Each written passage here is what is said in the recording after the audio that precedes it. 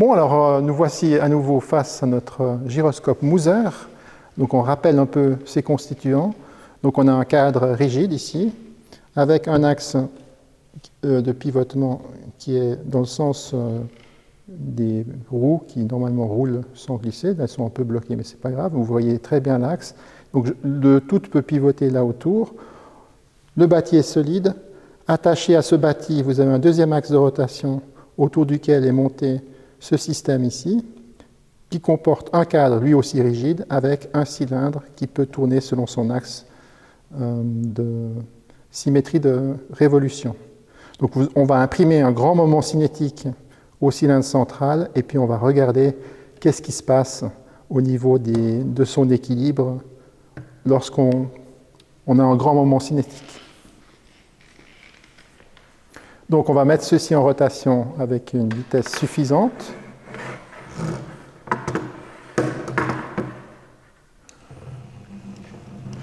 Donc voilà, donc on imprime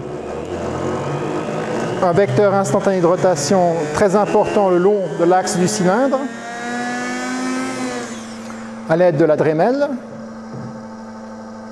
Et puis on va maintenant tranquillement prendre le cylindre en question, le poser, le lâcher en position verticale et regarder son évolution. Et on constate que le système a une tendance à la stabilisation. Donc en complément de ce qu'on avait vu, donc on peut le refaire, c'est que si on l'aide au moment où il est en train de descendre, on a un effet stabilisant sur l'ensemble du système. Par contre, si on ne fait pas attention et on essaye de dire oh, on va l'aider dans le sens intuitif du terme, donc au moment où il est en train de descendre, donc je crée une petite perturbation maintenant, donc au moment où le système est en train de descendre, on va dire oh, on va le remonter parce qu'il ne faut pas qu'il descende. Donc il monte, il descend, il monte à nouveau, il descend en l'aide et c'est la catastrophe. Vous voyez, c'est bien pire, mais par contre, on découvre un nouveau type de mouvement, une sorte d'équilibre dynamique, et on va le laisser tranquillement évoluer.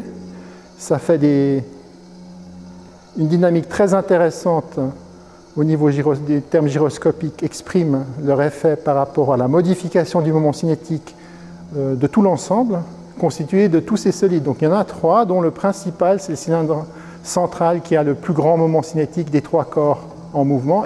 Et si on entrave le mouvement de dynamique de rotation, on a chute de l'ensemble et l'arrêt de l'expérience en question.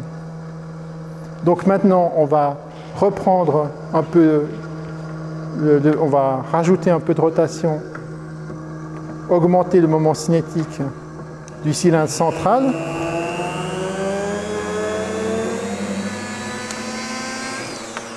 Et puis vous avez très bien pu constater que les roues ne sont pas seulement d'un côté du cadre primaire, mais également de l'autre. Donc on va regarder qu'est-ce qui se passe dans l'autre sens. C'est-à-dire que je retourne mon ensemble, vous avez vu que j'ai dû lutter contre le moment cinétique, et puis je vais retrouver un point ici où je vais le lâcher à nouveau, comme l'expérience précédente, mais sur l'autre côté. C'est-à-dire, vous voyez, le centre de masse est cette fois situé au-dessous de l'axe, du second axe de rotation dont on avait mentionné à l'introduction, et donc maintenant on lâche ceci,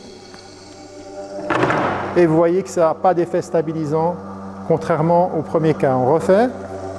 Donc je remonte, je lâche à nouveau, et vous voyez que c'est assez lent, c'est pas instantané, mais on a des stabilisations, et ça rappelle un peu la toupie classique vis-à-vis de la toupie chinoise, où toupie classique, vous êtes instable en position de repos, mais le moment cinétique effectue un effet stabilisant. Ici, on est plutôt dans le sens de la toupie chinoise, où on a centre de masse en position minimale lors d'absence de vitesse, donc position au repos stable par rapport au cylindre central, mais le moment cinétique déstabilise l'ensemble et donne ce couplage entre les axes qui n'avait pas de caractère stabilisant.